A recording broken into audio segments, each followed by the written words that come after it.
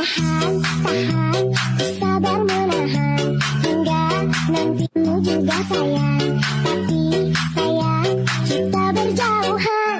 Tahan, sabar menahan, hingga nantimu juga sayang. Tapi sayang, kita berjauhan. Tahan, sabar menahan, hingga nantimu juga sayang. Tapi sayang. Wow, siang-siang ini kita udah olahraga TikTokan sama Asmara Abigail, the one and only Suci Cute. Nah, sama gue Raihwana kita ngobrol-ngobrol seputar hidup dan karir dari Asmara Abigail. Takut. Nah, tadi kita joget Suci Cute, kok masih ingat sih goyangannya? Iya dong, by heart itu. Oh, nah Asmara, kita di sini tuh ngundang Asmara karena banyak banget teman-teman asosiasi yang pengen abis ngundang Bang Joko tuh, undang Asmara Abigail dong gitu karena. Ini dari comment section atau? Banyak request lah pokoknya. Iya. Happy dong. Nah, kita pertama-tama bahas dulu soal Suci Cute di film Yuni.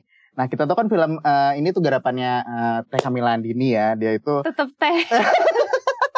Teh Kamilandini.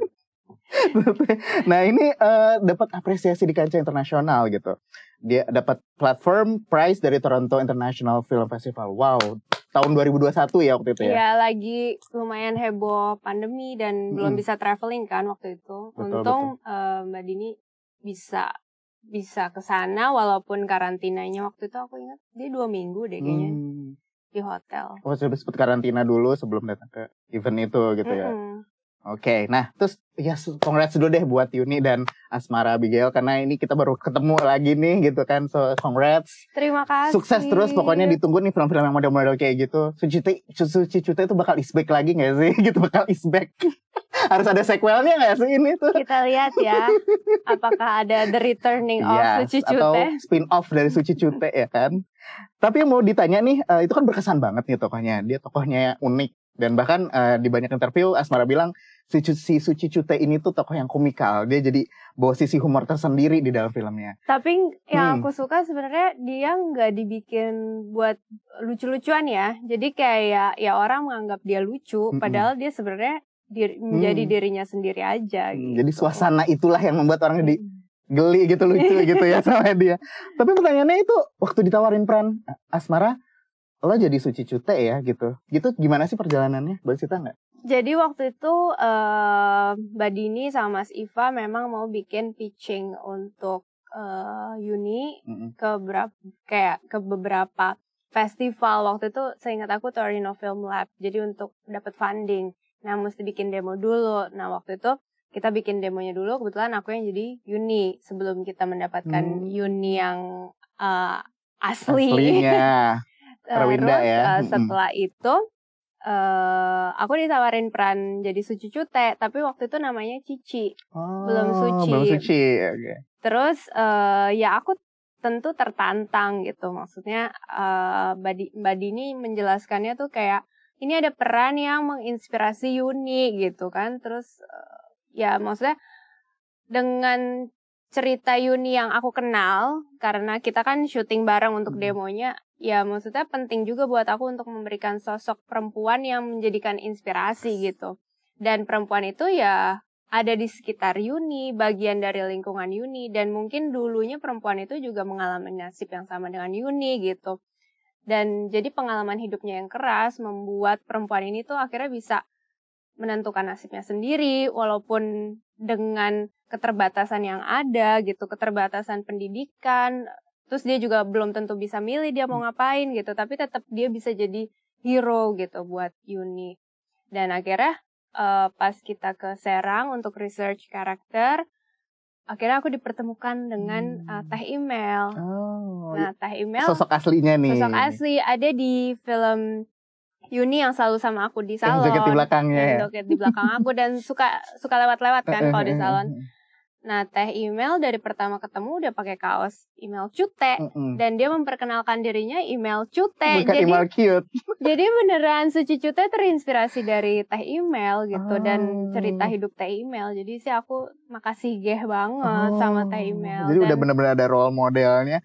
gue tinggal menjadi dia gitu ya. Ada beberapa karakter sih yang aku campur gitu, yang dari research aku dan dikomunikasikan juga sama Mbak Dini supaya visi misi kita kan sama gitu. Terus dialeknya itu kan, oh my god, dari yang biasa kita lihat Asmara Abigail tuh kalau nggak elegan ngomongnya Jawa atau ngomongnya horor gitu kayak ngomongnya, wah gitu nakutin kan. Ini tiba-tiba gitu kan, sire, kita gitu. Nah itu katanya ada belajar dialek, ada pelatih dialeknya juga. Itu gimana ceritanya? Katanya tuh di Milan ya belajarnya malah. Iya. Lagi di Milan. Aku pas lagi jadi ada tim dialek coachnya itu ada 3 orang. Aku dapatnya namanya Kang Bagja yang kayak guru privatnya aku lah.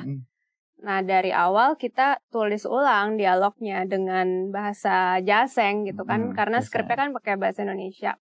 Setelah itu Kang Bagja bikin voice note supaya aku belajar dialeknya. Dan kebetulan waktu itu aku emang biasanya kan akhir tahun pulang kampung ke Itali. Jadi kita teleponan, terus kirim-kirim voice note. Jadi selama di Italia aku ngomong bahasa Jaseng itu. Wow. Tapi nggak kelatah kayak misalkan lagi di restonya gitu mau pesan makan, tiba-tiba kita mau nggak gitu ya, nggak kayak gitu ya. Walaupun begitu tetap kedengaran jadi eksotik tetap ya. Tapi ini katanya juga tokoh yang bikin Asmara ngerasa kayak khawatir nih. Aduh kayak ada terbebani takutnya bagaimana. Itu apa sih yang jadi ketakutan? Benar nggak ini peran yang paling menantang yang selama ini pernah dilakukan oleh Asmara? Ya tiap peran pasti menantang ya. Cuman ini karena aku kayaknya baru pertama kali yang benar-benar bahasanya tuh aku nggak gitu deket gitu. Kalau Jawa mungkin aku nggak fasih, tapi aku sering dengar atau temen-temen aku banyak banget orang Jogja, jadi lumayan deket gitu. Kalau Jaseng benar-benar bahasa baru, ya mungkin aku tahu lah konsepnya ini campuran Jawa dan Sunda, terus logatnya lumayan kayak Cirebon gitu. Jadi tapi kan untuk menjadi si Suci dan Suci lumayan dialognya ada yang panjang-panjang, apalagi yang bagian dia curhat, kayak dia mesti hafal dialognya pertama, terus dialeknya juga mesti pas dengan karakternya, tapi dia juga mesti masukin emosinya, dan emosi seperti apa yang akan Suci Cute tampilkan begitu dia curhat seperti itu, dan itu kayak long shot, jadi aku lumayan deg-degan sih, cuman ya kalau kita udah persiapannya matang, biasanya di set ya akan berjalan dengan gitu sendirinya. Jadi kayak begitu kamera roll, action, pasti biasanya the magic happen gitu. Nah, terus gimana kebanggaannya terhadap film ini yang akhirnya bisa mendapat apresiasi internasional sekelas Toronto loh? Gimana Bang rasa bangganya? Kalau aku sebenarnya percaya banget sama Mbak Dini dan Mas Iva dan Mbak Prima gitu, dan seluruh tim Uni. Jadi kalau misalnya kita dapat apresiasi ya itu emang jodoh filmnya sendiri ya, itu emang jodoh perjalanan filmnya. Tapi kalau buat aku pribadi yang aku bener-bener kayak apa ya, something personal gitu, karena head of jury di Toronto kan Riz Ahmed, dan aku ngefans banget sama Riz Ahmed, dan dia kan emang backgroundnya kan British Muslim ya, jadi dia ngelihat film ini juga tentang budaya, ya kita bisa lihat budaya Islam di Serang, tapi dengan yang kita bawa di ambience film ini. Jadi aku ngerasa film ini ada koneksinya dengan dia, dengan background dia, dengan budaya Muslim yang berbeda di 2 negara yang berbeda gitu. Jadi aku ngerasa kita juga bisa menampilkan sisi Indonesia yang lain, terus bisa connect ke Mas Riz. Betul. Atau ke Akang Riz. Sampai tadinya aku udah mimpi banget kita bisa ke Toronto, dan aku pengen bawain sarung buat Mas Riz. Kan aku gak bisa berangkat, yang berangkat padahal udah pengen bawa sarung sama peci. Nitip gitu maksudnya. Nitip ya gitu buat Kang Riz, aku kan gak berangkat nih. Buat Kang Riz. Oke, nah terus karakter Suci ini kan kalau kita lihat sangat lekat dengan simbolisasi feminisme. Tadi yang udah dijelasin juga Mas Asmara, dia adalah sosok yang memotivasi Yuni untuk girl power, seorang wanita itu harus berani menentukan jalan hidupnya. Makna feminisme buat seorang Asmara Abigail? Yang aku suka dari Teh Suci tuh, Teh Suci. Teh Suci, oke. Dia itu feminis dengan action, bukan berkoar-koar. Berkoar-koar doang gitu. Jadi kayak maksudnya dengan dia menjadi dirinya sendiri, dengan cara dia mengambil keputusan untuk hidupnya, dia menginspirasi perempuan lain gitu. Yang pada akhirnya itu mengubah cara pandang Yuni tentang kehidupan gitu. Dengan Suci just being herself gitu. Aku suka banget. Nah, kalau buat aku sendiri makna, aku sampai sekarang masih blunder sih sebenarnya feminis itu maknanya apa, karena menurut aku tiap orang pasti punya makna itu sendiri-sendiri, bukan makna yang kita cari di Google feminis adalah apa, atau kita cari di kamus feminis adalah apa. Kalau buat aku sih yang penting ya kita saling menghargai makhluk apapun, bukan cuman perempuan dan laki-laki, kita menghargai juga alam, kita menghargai juga tumbuhan, menjaga kebersihan, kita nggak menyakiti hewan. Jadi kayak menurut aku sih menjaga keseimbangan semua makhluk hidup gitu. Jadi nggak cuman keseimbangan atau kesetaraan gender, kayak maksudnya supaya kita bisa hidup secara harmonis sih. Waktu pas sebelum kita ngundang Asmara, ini kan kita ngundang Bang Joko Anwar ya. Aku lihat, udah nonton dong. Bercanda-bercandanya juga. Nah, terus Bang Joko tuh di situ ngakuin kalau Asmara adalah salah satu muse-nya beliau. Jadi setiap film yang gue pikir nih harus ada Asmara kayaknya nih di film yang ini atau film yang itu. Gimana sih perasaan lo gitu? Kesan lo ketika dipercaya, aku jadi muse-nya Bang Joko lo ternyata selama ini termasuk terbebani nggak gitu? Lebih ke nggak nyangka sih, maksudnya karena aku tumbuh benar-benar sama beberapa film yang benar-benar aku taruh dalam hatiku, yang aku rasa juga aku bisa bilang mengubah hidup aku atau jadi guidance ya, panduan hidup ya. Salah satunya Janji Joni. Itu aku nonton Janji Joni, terus di bioskop aku kayak benar-benar terhipnotis sama filmnya dari awal sampai akhir. Aku jatuh cinta dengan sinema. Dari dulu aku emang suka nonton gitu.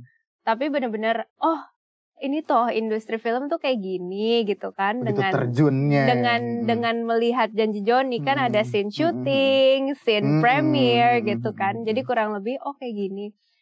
Terus karena Janji Joni juga aku kayak benar-benar pingin masuk ke dunia film gitu. Dan karena Janji Joni juga, aku tiap kali naik angkot ke sekolah dengerinnya White Shoes and the Couples Company sama The Addams gitu. Jadi kayak Janji Joni benar-benar salah satu peran besar aku tumbuh sih.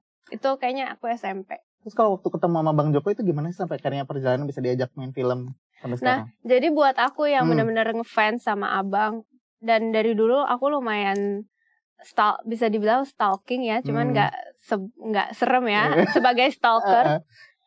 Aku dulu ngikutin Abang di Twitter banget. Dulu tuh dia suka bikin announcement kan kalau dia bikin casting, open casting, atau dia bikin kayak event dia jadi speaker, guest speaker. Itu aku pasti datang. Misalnya dia bikin ada event guest speakernya Joko Anwar, aku pasti datang. Terus dia bikin open casting buat On Rob, Modus Anomali. Itu aku ikutin semua. Semuanya aku ikutin maupun gagal semua. Tapi pas Modus Anomali aku di callback. Jadi itu pertama kali aku ketemu Joko yang one on one gitu. Terus aku casting. Dan itu rasanya kayak oh my god beneran ketemu Abang gitu. Di depan gue gitu ya. Terus sampai akhirnya kita takdir membawa kita akhirnya bisa kerja sama bareng, dan ya selamanya akan bersyukur banget lah. Nah terus katanya ada cerita tentang film-filmnya Bang Joko gitu yang berkesan. Apa sih filmnya yang mana? Jadi ada 2 yang berkesan, Kala dan Pintu Terlarang. Kenapa tuh? Kalau Kala, jadi waktu itu aku kelas 1 SMA, teman dekat aku namanya Tisha yang sekarang dia juga kerja di film, dia kostum designer. Kita sama-sama movie geek. Kerjaannya ngomongin film Indonesia, terus dan zaman itu kan zaman rental VCD atau udah DVD ya. Kayaknya VCD dan DVD. Waktu aku ulang tahun, kelas 1 SMA itu, Tisha hadiahin aku kayak beberapa film Tapi rental, jadi aku juga masih balikin habis itu. Ya dong. Agak maling kalau nggak dibalikin. Salah satu filmnya itu Kala. Jadi Kala, ya itu kayak film hadiah ulang tahun aku, dan dari situ aku ngefans banget lah sama semua aktor yang ada di situ, dari Fachri Albar, Aryo Bayu, terlebih Fahrani. Kalau Fahrani aku dari SD ngefans sama Fahrani.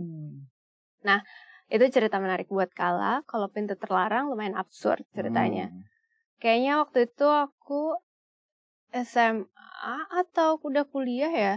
Tiba-tiba ada undangan premier Kala nyampe ke hutan KM5. Ke rumahku. Alamatmu. Untuk bapak, nama papaku. Oh gini, papa kenal Joko Anwar? Gitu. Kalau gitu ngapain aku susah ngejar-ngejar dia? Akhirnya ada undangan premier untuk Pintu Terlarang, tapi dari namanya nggak tahu dari siapa, nggak tahu dari siapa itu dapetnya. Itu kayak aneh banget. Terus aku datang ke premier, misteri banget. Terus papa kenal Joko Anwar? Enggak. Papa kenal ini itu. Oh enggak. Akhirnya aku datang ke premier. Takut ya. Aku nonton premiernya waktu itu di IX. Waktu itu aku ingat banget. Terus aku lihat lah semua pemain, lihat abang. Terus aku yang kayak, keren. Tapi pernah nanya ke abang juga, bang pernah ngirimin? Gak ada yang tahu. Really? Sampai sekarang misteri. Gue ada speechless loh. Aku kayak horor ya, oke. Takdir kah? Oh, jalan hidupmu. Nah, terus kalau kita gosipin Bang Joko nih, orangnya galak gak sih? Kalau setiap kerjasama, ternyata setelah kerjasama, kok Bang Joko galak atau enggak? Atau asik-asik aja selama ini? Sebenarnya sih nggak galak. Kalau karakternya nggak galak, karakternya malah sebenarnya abang tuh lucu banget. Bener. Gitu. Aku ketawa terus yang kayak, ini orang kenapa bisa lucu banget ya gitu. Terus, tapi memang kalau syuting kan dia handle banyak department ya. Maksudnya itu semua tanggung jawab dia kan. Ibaratnya kalau kapal dia kaptennya gitu. Jadi kalau misalnya ada masalah, dimana kayak ada beberapa orang juga yang misalnya kerjaannya error atau apa, ya tentu aja marah selayaknya kita marah kalau misalnya ada pekerjaan yang nggak beres, tapi normal aja sih menurutku. Tapi juga tadi Asmara ngomong ngefans sama Fachri Albar Mai, terus akhirnya bisa satu frame tuh di Pengabdi Setan. Gimana perasaannya? Awalnya deg-degan banget waktu dikasih tahu Abang Joko kalau misalnya kita bakal se-frame dan perannya ini dan itu gitu kan. Terus ada scene dansanya kalau di Pengabdi Setan 1 kan. Aku lumayan deg-degan. Cuman waktu itu kita workshop, pokoknya sehari sebelum syuting itu kita workshop, ketemu Ai orangnya juga santai banget. Terus ya udah jadi kayak aku juga jadi lebih relax aja sih, dan begitu di hari H syuting mungkin Ai juga benar-benar salah satu aktor Indonesia favorit aku. Jadi dia benar-benar begitu off cam sama on cam itu benar-benar switch-nya gila banget. Jadi begitu kamera on benar-benar langsung menjadi. Dan chemistry kalian tuh benar-benar kelihatan dapet banget loh pas di ending Pengabdi Setan. Ya makanya aku seneng banget kerja sama Ai. Kayak benar-benar ya aku nonton dia dari aku SMA. Akhirnya. Terus dan aku bilang ke dia gitu kayak, oh my god, ini kayak apa ya? Aku juga nggak mimpi ya, maksudnya not in my wildest dream gitu, tapi emang takdir yang membawa semua ini jadi jatuh dengan sendirinya. Jalan hidup bagian kedua. Tapi Daminah balik lagi dong ya di Pengabdi Setan Komunion.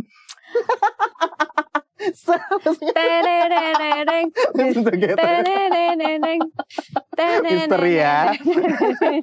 Nah, tapi Asmara Abigail ini kan identik oleh tokoh-tokoh yang bernuansa horor, misteri gitu kan. Masyarakat udah kayak, oh si Darminah, terus juga di Perempuan Tanah Jahanam yang kerasan gak gitu kan. Itu merinding sih tiap dengar lo dialog itu. Nah tapi Asmara ternyata gak mau diidentikan dan dikaitkan dengan film-film horor sebenarnya. Kenapa? Emang gak mau kayak Ibu Susana tuh jadi the next queen horror Indonesia gitu? Ya sebenarnya itu efek ya. Aku bukan yang gak mau, tapi karena aku juga pengen explore genre lain gitu. Dan sebenarnya aku suka banget film-film drama gitu. Jadi kayak lebih tepatnya nggak mau dikira typecast sih. Jadi kayak pengen lebih fleksibel, dan maksudnya kita kan juga sebagai aktor seneng banget kalau bisa lebih stretch, bisa terus evolusi dan nggak stuck di posisi yang sama gitu. Harus tetap berkembang, tetap belajar gitu. Terus pernah ini nggak kayak ngerasa takut sendiri ngelihat ketika lo lagi peran jadi di film horor gitu, jadi Ramina atau jadi yang di Perempatan Jahanam tuh misalnya, kok gue takut ya lihat diri gue sendiri gitu? Ada pernah ngerasa gitu nggak? Atau kayak sebenarnya kalau that's me gitu. kalau takut lihat diri sendiri enggak, cuman kadang-kadang suka masih halu gitu antara, ya namanya juga kalau lagi memerankan suatu karakter, jadi kayak antara diri sendiri dan perannya garisnya tipis gitu. Tapi ya sebagai aktor ya emang pekerjaan kita, kalau misalnya ya filmnya selesai ya udah gitu. Tapi pernah kena mental nggak gitu, kayak setelah habis meranin tokoh ini kayak lama banget untuk proses ngelepasinnya gitu? Aku nggak terlalu, tapi emang kadang-kadang kalau mungkin abis scene yang intens, itu kadang-kadang emang physically dan mentally draining gitu. Suci Cute ngerasa gitu? Suci Cute juga tiba-tiba pulang ke rumah ngomongnya, ih lagi bahasa Jaseng gitu ya? gitu. Sire? Enggak sih, enggak. Ya? Untungnya enggak. Aku juga seneng dimana aku bisa membedakan posisi aku saat lagi kerja, saat lagi jadi karakter aku, dan sebisa mungkin balik ke diri sendiri. Itu juga lebih gampang buat aku dan untuk semua orang, untuk supaya kita kembali ke jalan hidupnya masing-masing. So, lepaslah Suci Cute dari diri. Tapi kalau lagi ngaca takut sendiri enggak, kebetulan enggak. Alhamdulillah, jangan sampai ya takut melihat diri sendiri. Oke, nah kan jadi wanita biasa di film mudik yang dapat penghargaan di FP 2021 udah nih. Terus jadi musuh psikopat di Gundala, ya kan? Udah pernah juga. Jadi teteh salon, Suci Cute udah. Jadi ABG lagi, back to teenagers, kan? Di A World Without juga pernah. Yang belum pernah dan pengen dicoba jadi siapa dan jadi apa sih? Sebetulnya kalau ditanya yang belum pernah dan jadi apa, range-nya luas banget kan, bisa jadi apa aja. Aku lebih menanti-nanti skrip atau ajakan dari sutradara yang benar-benar surprising gitu. Jadi kalau misalnya ditanya mau jadi apa, pengen banget jadi segala macam gitu kan. Cuman kalau kebahagiaan kita juga sebagai aktor, kalau tiba-tiba dapat tawaran atau baca skrip yang benar-benar mind blowing, itu pasti senang banget. Oke. Terus kalau waktu kecil sampai sekarang, Asmara Abigail itu tumbuh besar dengan film-film apa sih? Apakah juga sebenarnya gue juga pernah nonton dan penikmat film horor loh gitu. Jadi no wonder kalau gue banyak main film horor gitu. Atau sebenarnya enggak? Film-film apa sih? Aku dari kecil senang banget nonton karena aku 12 tahun itu aku jadi anak tunggal. Jadi aku baru punya adik begitu aku mau menuju 1 SMP. Nah jadi selama itu kerjaan aku nonton film, mulai dari film-film princess ya, biasa Disney. Dan aku selalu berasa aku Pocahontas. Mirip sih. Ikut casting ya nanti kalau ada Pocahontas live action Disney ya. Terus mamaku tuh senang banget film-film nari karena dia dulunya penari. Jadi kayak nonton Dance With Me, Dirty Dancing. Terus mamaku ngefans banget sama Richard Gere. Jadi dari kecil nonton Pretty Woman tuh sering banget. Jadi Pretty Woman salah satu film aku growing up. Terus mulai masuk SD kan mulai bangkit tuh perfilman Indonesia. Jadi aku mulai nonton Ada Apa Dengan Cinta, 30 Hari Mencari Cinta, Pasir Berbisik. Terus mulai masuk Janji Joni, Quickie Express, Berbagi Suami. Berbagi Suami film pertamaku. Aku jadi ekstras. Yes, benar. Dari belakang lewat, pakai helm lagi. Ini ya kayak model iklan Salepano gitu ya. Cuman itu tangan gue gitu. Tapi aku seneng banget. Aku yang kayak yes gitu. Satu scene sama Yayang Senur dan Wingky Wiryawan. Wow. Nah kan tadi ngomongin soal aktor favorit tadi udah ngidolain Ai terus bisa acting bareng dia. Ada lagi nggak aktor atau aktris favorit yang one day gue pengen deh acting sama dia? Pengen banget sama Happy Salma. Kenapa? Karena kemarin baru nonton. Kalau Happy Salma aku selalu ngefans sih dari gimana dia juga bisa membangkitkan semua.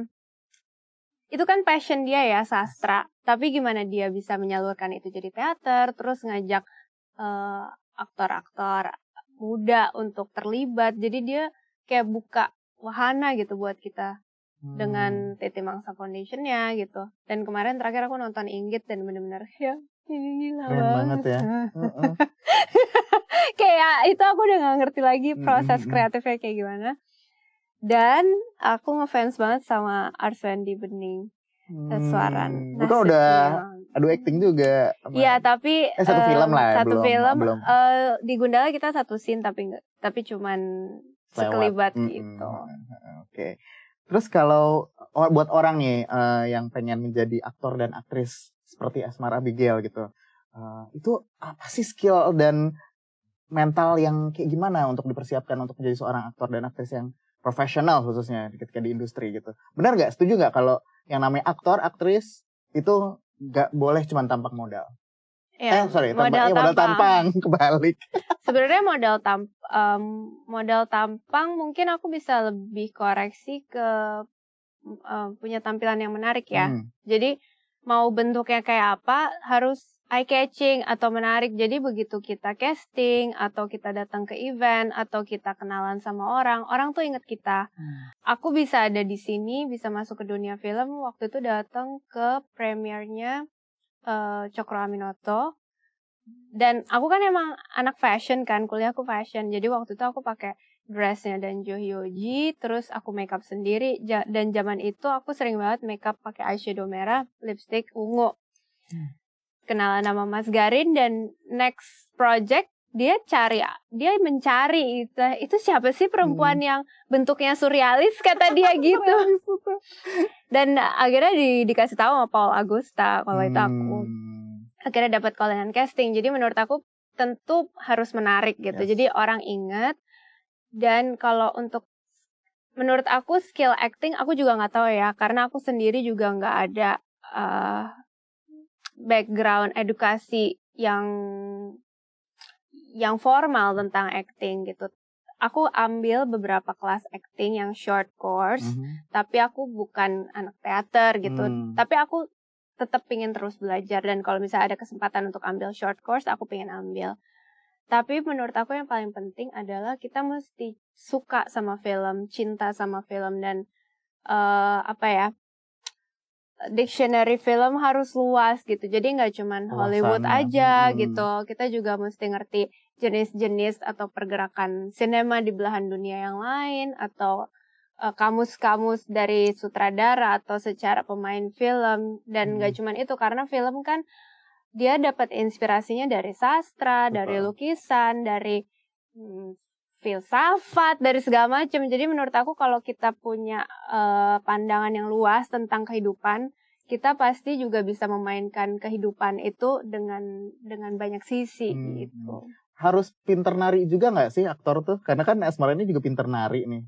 Kalau aku sebetulnya hobi, dan nari kebetulan membuat aku memberikan pertama untuk pemanasan. Jadi sebelum kita mulai syuting, aku senang banget pemanasan supaya tubuh, suara juga ya, pemanasan suara juga supaya kita juga ready untuk kerja gitu. Bisa menemukan bentuk-bentuk baru, karena kan acting gak cuma dari dialog ya, dari lirikan mata juga, dari jentikan jari, itu udah membedakan karakter tersebut. Yang paling utama dari cara jalan gitu. Itu kita bisa lihat cara jalan psikopat sama cara jalan misalnya Anggun, atau cara jalan banker, atau cara jalan setan misalnya gitu. Semua cara jalan menentukan first impression banget gitu. Jadi kalau buat aku menari itu salah satu cara untuk membantu aku. Tapi balik lagi sih, tiap aktor punya metode mereka masing-masing yang mereka rasa baik untuk diri mereka gitu. Oke. Terakhir, boleh berbagi ke kita nggak project film apa yang bakalan rilis atau lagi dipersiapkan sama Asmara? Pengabdi Setan 2 balik lagi nggak Darmina tetap. Tetap ya. Curi-curi. Oke, apa yang boleh di-share deh? Yang boleh aja deh. Aku sedang menanti Turtle Stone dari Woo Min Jin. Kita lihat akan kemana filmnya. Terus aku menanti Galang dari Adrianto Dewo. Dan tentunya Pengabdi Setan 2. Oh, balik lagi berarti pemirsa Darmina. balik lagi gak ya? Jadi pemimpin sekte enggak ya? Jadi apa ya? Bumi Langit juga bakal ada lagi ya kamu ya? Coba telepon abang dulu, abang. 911. Oke, Asmara, thank you banget udah boleh ngobrol-ngobrol bareng Asumsi nih siang hari ini. Thank you. Terima kasih Sukses banget terus. udah diundang. Matur suwun, ke.